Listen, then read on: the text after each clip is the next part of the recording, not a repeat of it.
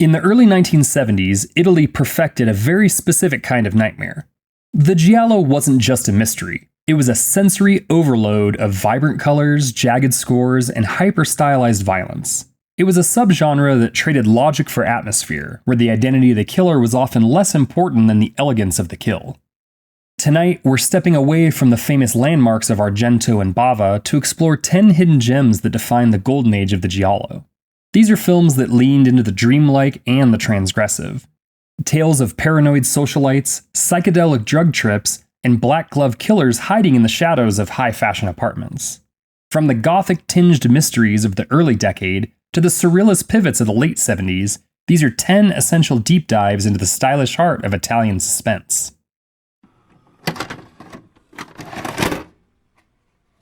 The Strange Vice of Mrs. Wardh, 1971. Set in the glittering, upscale locales of Vienna, the story follows the wife of a diplomat who finds herself terrorized by a razor-wielding maniac, all while a past lover lingers in the shadows, threatening to expose her dark, masochistic secrets.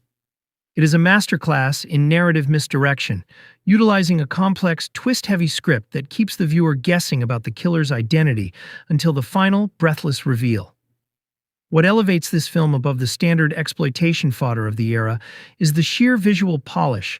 Fenech, who would become a genre icon, delivers a performance that perfectly balances vulnerability and ambiguity, grounding the film's more heightened, melodramatic impulses. Martino's camera is constantly in motion, capturing the luxury of the setting, with a cold, voyeuristic eye that makes the sudden eruptions of violence feel even more intrusive and shocking. The film is a quintessential example of how the Giallo combined high-fashion aesthetic with a deep-seated, often cynical, psychological darkness. Every scene is meticulously composed, draped in vivid color palettes, and a swirling, haunting score by Nora Orlandi that has since become synonymous with the Italian thriller style. It is not just a whodunit, but a deep dive into the corrosive nature of secrets and the paranoia that stems from not knowing who you can trust. For those seeking the gold standard of Italian suspense, this remains a mandatory watch. A Lizard in a Woman's Skin, 1971. A wealthy London woman experiences vivid nightmares about murdering her neighbor, a hippie who throws drug-fueled parties in the apartment above. When the neighbor is found stabbed to death exactly as depicted in the dreams, the woman becomes the prime suspect. Her husband tries to prove her innocence while she questions her own sanity. The investigation uncovers layers of deception, sexual repression, and a political cover-up that threatens to bury the truth under the weight of the protagonist's psychological unraveling. Lucio Fulci directs one of his most visually ambitious films. Florinda Bolkan plays the troubled lead with genuine fragility. You're never quite sure if she is a victim or a cold-blooded killer. The supporting cast navigates a deliberately disorienting narrative that blurs the line between high society respectability and the swinging underground. The dream sequences are what stay with the viewer. Psychedelic imagery, a room full of vivisected dogs, achieved through incredibly convincing practical effects that famously got Fulci accused of actual animal cruelty. Fulci shoots London's upper-class repression with contempt, using Ennio Morricone's unsettling jazz-infused score to amplify the feeling of a fracturing reality. The mystery itself is convoluted even by the standards of Italian thrillers, but that is the point. Fulci is more interested in the breakdown of the mind than a neat resolution. The title refers to the cold reptilian nature hiding beneath the protagonist's polished exterior. It's a masterclass in style over substance, showing how the beast within can eventually shed its skin. The Bloodstained Butterfly, 1971. A young woman is found brutally murdered in a park, and the evidence points directly to a prominent, soft-spoken intellectual. What follows is not a frantic chase, but a slow, methodical march through the Italian legal system. As the trial progresses, the defense and prosecution weave competing narratives, turning the courtroom into a stage where facts are secondary to public perception. The victim's actual murderer watches from the sidelines, hidden by the very machine that is supposed to serve justice. Tessari's direction is marked by a cold, clinical precision that keeps the audience guessing until the final reel. By shifting the focus away from the killer's perspective and onto the courtroom, he transforms the giallo from a nightmare genre into an investigation genre. The chemistry between the lawyers and the accused creates a tension that is intellectual rather than physical, making the rare moments of violence feel like abrupt violations of the civil proceedings. Technically, the film is a departure from the Baroque excesses of Argento or Bava. The camera work is restrained and thoughtful, mirroring the composed, sterile environment of the court. The score, blending jazz and ominous orchestral arrangements, helps maintain a constant state of unease, suggesting that behind the suits and the legal arguments, a deeper, uglier truth is rotting. This is a film that demands a specific kind of patience. It isn't interested in providing the catharsis of a slasher flick. Instead, it offers a bitter, lingering look at how easily the truth can be manufactured. For those who find the typical masked killer tropes redundant, this is a sophisticated, deeply cynical palate cleanser that explores how justice is often just another type of performance art. Spasmo, 1974. Umberto Lenzi's Spasmo is Italian giallo that starts as playboy thriller and descends into paranoid nightmare, where reality itself becomes suspect. Christian encounters a woman on the beach, and their flirtation leads to affair, until he finds her apparently dead. As he investigates, more bodies appear, mannequins positioned at crime scenes complicate evidence, and Christian realizes he can't trust his perception, his memories, or anyone around him. Robert Hoffman plays Christian with appropriate confusion as events spiral beyond comprehension. Susie Kendall brings ambiguity as the woman who may be victim, accomplice, or something else entirely. The supporting cast populates a world where everyone seems to know more than they reveal, keeping Christian and the audience off balance throughout. Lenzi shoots the Italian coastal locations with sun-drenched beauty that contrasts sharply with the mounting paranoia. The mannequins are genuinely unsettling. Lifelike figures positioned to suggest violence, their blank faces and posed bodies creating disorienting crime scenes. The practical gore effects are minimal, but effective when violence erupts, emphasizing psychological horror over exploitation.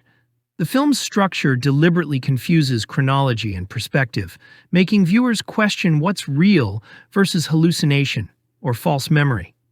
The giallo elements, mysterious killer, amateur investigation, psychological unraveling, blend with thriller conventions about identity and manipulation. Ennio Morricone's score adds layers of unease, his music shifting between romantic and nightmarish. Spasmo's climax delivers revelation that recontextualizes everything preceding it, forcing viewers to reassess every scene. It's Lenzi working in more cerebral register than his later exploitation work, creating giallo that prioritizes disorientation and mystery over elaborate set-piece violence. The film remains underseen even among giallo completists, representing the subgenre's willingness to experiment with narrative structure and audience expectations. The Case of the Bloody Iris, 1972. If you're digging into the giallo craze of the 70s, this is one of those quintessential titles that ticks every single box on the checklist. Directed by Giuliano Carnemeo, it leans heavily into the lurid, stylish tropes that define the genre. A sprawling, high-end apartment complex in Genoa, a cast of eccentric and suspicious tenants, and a killer in leather gloves who prefers an oversized razor to any other weapon. It's got that lush, psychedelic visual palette and a haunting, hypnotic score by Bruno Nicolai that instantly sets the mood. The narrative follows a beautiful young model who moves into this modernist nightmare, only to realize that her neighbors are all hiding dark, depraved secrets. As the body count starts to climb, the film shifts into a frantic, twist-filled mystery where practically everyone is a viable suspect. What makes this particular entry stand out is its unabashed commitment to the giallo aesthetic. It's slick, it's voyeuristic, and it maintains a feverish, dreamlike quality that keeps you guessing right up until the final, inevitable reveal of the killer's identity.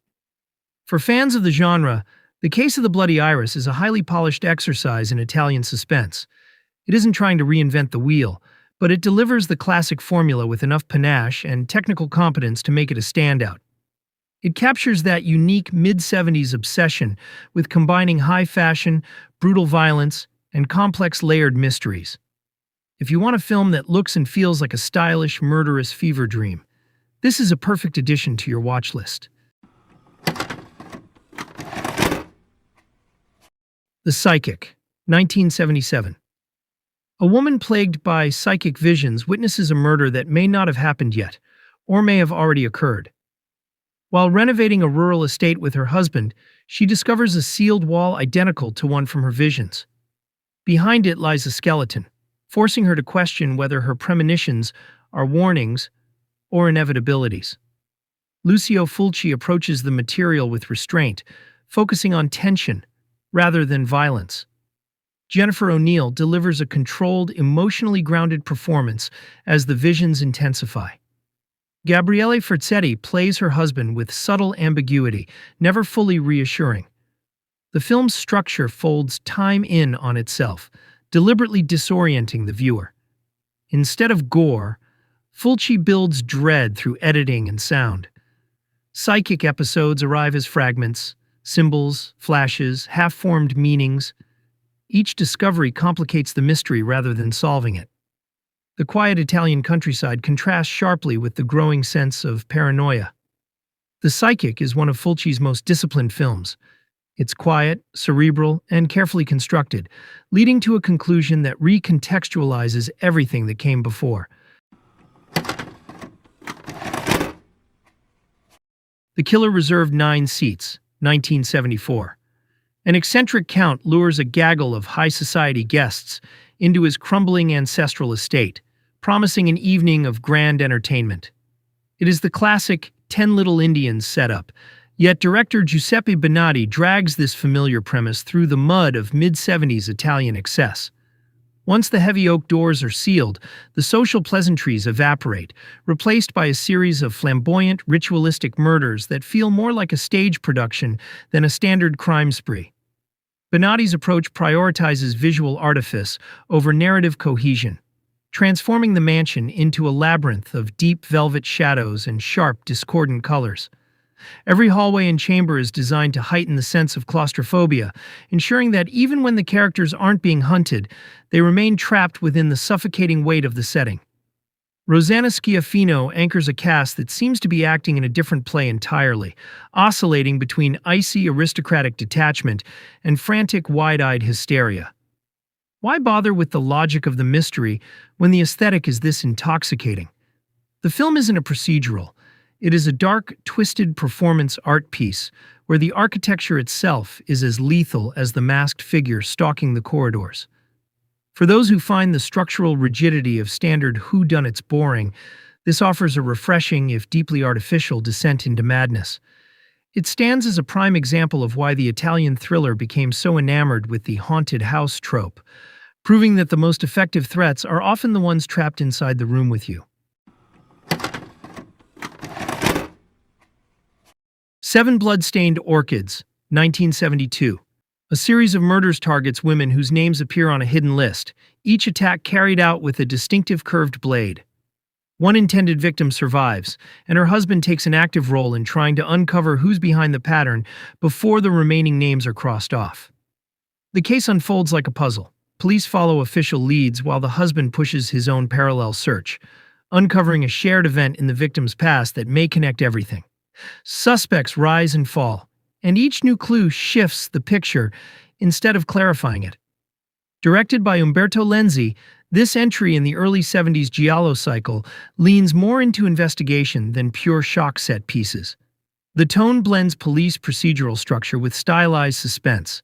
Central performances keep the emotional stakes clear, especially around the married couple caught at the center of the threat. Visually, it uses classic Giallo techniques, strong color accents, deliberate framing, and carefully staged attack sequences. It's a well-constructed mystery thriller, with Giallo style layered over detective work, a dependable genre piece that rewards viewers who enjoy clue-driven suspense. The Night Evelyn Came Out of the Grave, 1971. If the case of the bloody iris represents the polished urban face of Giallo, Emilio Miraglia's The Night Evelyn Came Out of the Grave is its decadently gothic psychosexual cousin.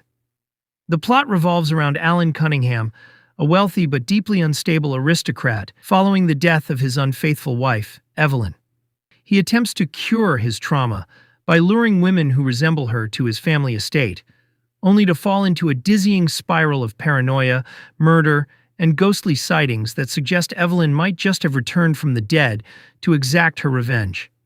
What makes this entry stand out is how masterfully it bridges the gap between classic Hammer-style Gothic melodrama and the more visceral, stylized violence of the burgeoning Italian thriller scene.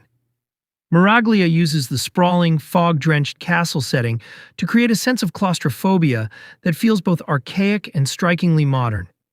The film is dripping with rich, saturated colors and an obsessive, voyeuristic camera style that keeps the viewer constantly questioning what is a genuine supernatural occurrence and what is merely a manifestation of the protagonist's deteriorating mental state. It is an undeniably campy, over-the-top experience, yet it is executed with such confident stylistic flair that it becomes impossible to look away. The performances are appropriately heightened, and the twists arrive with a frequency that would make a soap opera writer blush. For those who enjoy the sleaze art era of the 1970s, this is a quintessential watch. It's a masterclass in mood, masquerading as a trashy exploitation flick. If you want a film that embodies the surreal, dream logic atmosphere of European horror, this is a mandatory addition to your collection. They're Coming to Get You. 1972. Jane arrives in London to stay with her sister and immediately plunges into paranoid nightmare. Visions of ritualistic violence, strange figures following her, and growing certainty that her life is in danger. Sergio Martino's Italian Giallo blends the genre's typical mystery thriller elements with occult horror and psychological uncertainty about what's real versus hallucination. Edwige Fenech plays Jane with escalating terror, her performance capturing genuine mental deterioration as evidence mounts that either she's losing her mind or being targeted by Satanic cult. George Hilton provides her skeptical boyfriend, while Ivan Rasimov brings sinister charisma to the mysterious blue-eyed man who appears in her visions and reality. Marina Malfatti rounds out the cast as the neighbor who introduces Jane to the occult group that might be salvation or trap. Bruno Nicolai's score blends giallo jazz with occult atmosphere perfectly. The ritual sequences are impressively staged, with elaborate ceremonial elements and genuinely unsettling imagery. The film keeps audiences uncertain about Jane's reliability. Are the visions real supernatural threats or manifestations of trauma? The practical effects for the violent sequences are characteristically Italian in their explicitness. The climax forces revelation that recontextualizes the preceding ambiguity. They're Coming to Get You represents giallo expanding beyond crime thriller into occult territory, creating something that's simultaneously mystery, horror, and paranoid thriller about trust and perception. That's it for tonight's episode. If you want to help us keep the archive alive and growing, make sure to hit that subscribe button and tap the bell. And remember, always be kind and rewind, because every movie is somebody's favorite.